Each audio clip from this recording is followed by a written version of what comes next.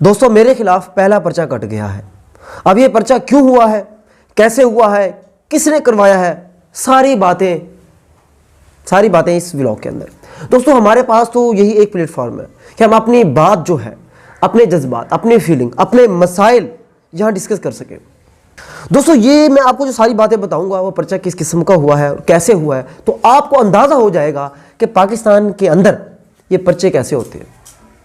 ख़ासतौर पे जो सियासी पर्चे होते हैं वो कैसे होते हैं और किस अंदाज से होते हैं और किस भूने अंदाज से होता है और कौन करवाता है, जहाँ से आपको सारा अंदाज़ा हो जाएगा।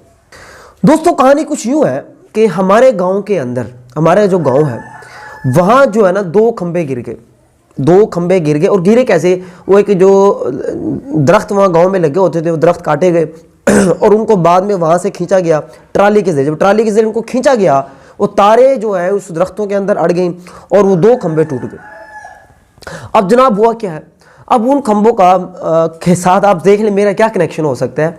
और मेरे है तो हमारा अपना गांव है, हमारे साथ वाला पास ही है वो, तो अब मेरा उनके साथ क्या कनेक्शन हो सकता है। मेरे उनके साथ कोई कनेक्शन नहीं है, कोई लेना नहीं है, कोई देना नहीं है, ना मेरी लकड़ी है और ना ही मैं वहाँ मौजूद था, मतलब कुछ भी नहीं। बस मेरे खिलाफ जनाब पर्चा हो गया है कि मोहम्मद नदीम वाल अब्दुर्रज़ाक खिलजी साहब जो हैं इन्होंने जो बिजली चोरी की है और उन्होंने हुकूमत का, गवर्नमेंट का 1.5 लाख का नुकसान कर दिया, दो खंबे गिरा दिए। तो जनाब ये जो एक FIR है, ये एप्लीकेशन है जो मुकम्मल तौर पे तैयार हो चुकी है ना। बड़ी अजीब सी बात।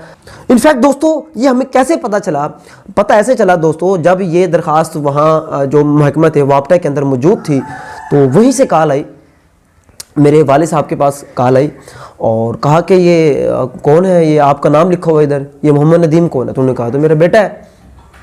तो यहाँ से दोस्तों बातें आगे खुलना शुरू हो गई और उसके बाद जो हमारे अब्बू हैं और कुछ दो जो हमारे जो हजरात हैं, अंकल वगैरह हैं, वो साथ गए, वहाँ फिर गए, वापडा गए, थाने में गए, वहाँ गए, सारी चीज़ें मालूम की और वहाँ के मुताल्लिक़ लोगों से मालूम किया। वहाँ के कुछ साफ ज़रा फिर हर जगह हर किसी के बंदे भी होते हैं, वहाँ से पता चलवाया गया कि आखिर जो है मोहम्मद नदीम का, खिलजी का नाम इसके अंदर क्यों शामिल किया गया और किसने शामिल किया।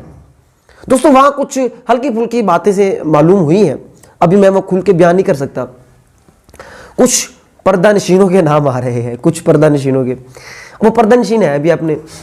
लेकिन दोस्तों याद रखिएगा, अब मुझे नहीं पता वो नाम दुरुस्त हैं या गलत है, अभी वो कंफर्म नहीं हुए 100%। जब वो कंफर्म हो गए फिर मैं बात करूंगा। जब वो कंफर्म हो जाएंगे फिर भी मैं उन अपने जो पर्दा नशीन उनसे खुद जाके अकेले में बात करूंगा, पूछूंगा भैया अगर ये आपने करवाया कि नहीं करवाया, या फिर ये कोई झूठी साजिश है।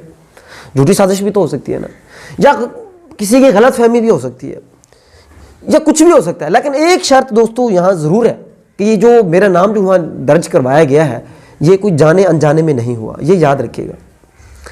इतना तो मुझे भी पता है और मेरे ख्याल में हर बंदे को पता है। वहाँ मेरा नाम बाकायदा, उसका मेरे वालिद साहब का नाम और बाकायदा उसके अंदर चोरी का भी पर्चा डाल दिया गया। हालांकि वो दो खंबे टूट गए हैं, एक नुकसान हो गया गवर्नमेंट का, ठीक है मान लेते हैं भाई, गवर्नमेंट का जो नुकसान हो गया 1.5 लाख का, और गरीब का तो चाहे 10-10 हज़ार 20-20 हज़ार बिल आ जाए, एम मुफ्त में आ जाए तो वो तो आप छीन लेते हैं मार शार के, वो तो ठीक है। नुकसान तो गवर्नमेंट का हो गया, गरीब का क्या है, गरीब चाहे मर जाए, भाड़ में जाए, कुछ भी हो जाए।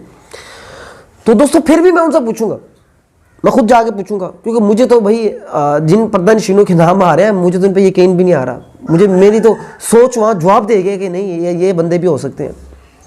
और मज़े की बात को एक बंदा इसके अंदर नहीं है, काफ़ी बंदे शामिल हैं। खैर बड़े इंटरेस्टिंग भाईजान ये स्टोरी थी। सोच आप लोगों को ज़रा ना बताएं कि दुनिया में ऐसा भी होता है, और आप खुद अब अंदाज़ा लगाएं कि यहाँ से आपको पता चलेगा जो सियासतदानों के जो पर्चे होते हैं। मुझे तो बड़ी हैरानी, मैंने कहा यार ये जो पर्चे होते हैं कि भैंस चोरी का पर्चा हो गया किसी सियासतदान के खिलाफ, खंबा चोरी का हो गया, बिजली चोरी का हो गया, तो ये आज मुझे पता चला है, ये आज जब आंखों पे सामने आया ना कि ये ऐसा सीन है। खैर दोस्तों वो जो अभी जो पर्चा है, अभी वो पर्चा एग्जैक्ट कटा नहीं है, मैं आपको फिर बता दूं, वो पूरा जो है ना इस्तखासा जिसे कह लें या कुछ भी कह लें, वो सब कुछ तैयार हो चुका है, वो बिल्कुल तैयार हो चुका था, उससे पहले ही खबर हो गई।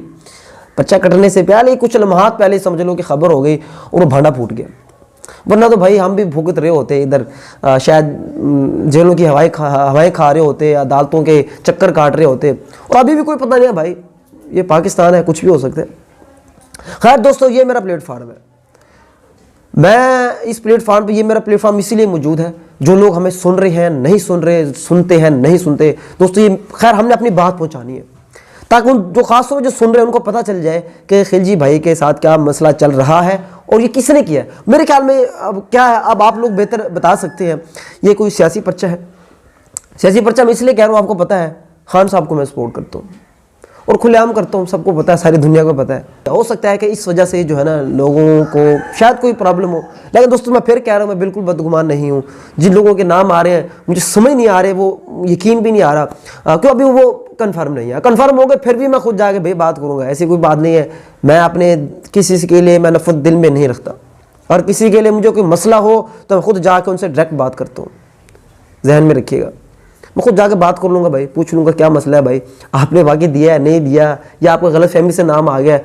क्योंकि जिस शख्सियात का नाम आ रहा है मैं उनकी इतनी रिस्पेक्ट अभी मेरे दिल में रिस्पेक्ट है। मुझे पता है ऐसी चीज़ें होती रहती हैं, हो जाती है, किसी का नाम लिखवा दिया या किसी और ने लिखवा दिया, किसी और का नाम ले दिया। अब खुदा जाने ये मामला ऐसा है या नहीं है दोस्तों, ये अभी देखेंगे, इसकी जांच पड़ताल करेंगे। वीडियो थोड़ी लेंथी हो गई है, ये सारी स्टोरी मैंने बता दी है आप लोगों को। तो उम्मीद है दोस्तों आपको बात समझ आ गई होगी कि पाकिस्तान का कल्चर क्या है, पाकिस्तान का ये जो किस किस्म का जो है ना, ये थाना कल्चर कह लें, ये पर्चों वाला कल्चर कह लें, सियासी कल्चर कह लें, या हमारा जो कुछ भी कह लें यार, मैं और क्या लफ्ज़ कह रहा हूँ, मुनाफिकाना कल्चर कह लें। मुनाफिकत के तो हम अलमबरदार, सबसे बड़े, हमारा कोई जोड़ नहीं है पूरी दुनिया में। तो यार दोस्तों ये स्टोरी की कहानी थी, मैंने इसको हल्के फुल्के अंदाज में, इंटरेस्टिंग अंदाज में आप दोस्तों को सामने पहुंचा दी है। और बाकी कोई मसला नहीं है, मैं आगे क्या बातें आपको कहूँ। बस मैंने एक अपनी आईडी पे एक शेर लिखा हो, आपको जस्ट मैं आपको शेर सुना देता हूँ। मैं जो देखता हूँ वही बोलने का आदी हूँ। आप मेरी फेसबुक वॉल पे जाएंगे, ऊपर लिखा होगा, मैं जो देखता हूँ वही बोलने का आदी हूँ, मैं अपने शहर का सबसे बड़ा फसादी हूँ। तो शायद ये वजह मैं फसादी हूँ भाई, तो फसादियों के ख़िलाफ़ तो वो पर्चा होना चाहिए। तो खैर दोस्तों उम्मीद आप अपनी राय ज़रूर दीजिएगा, और अगर आप मुझे सपोर्ट करना चाहते हैं, आपको लगता है कि मैं सही बातें कर रहा हूँ, तो आप इस वीडियो को आगे ज़रूर शेयर कीजिएगा ताकि दूसरे लोगों को भी पता चले।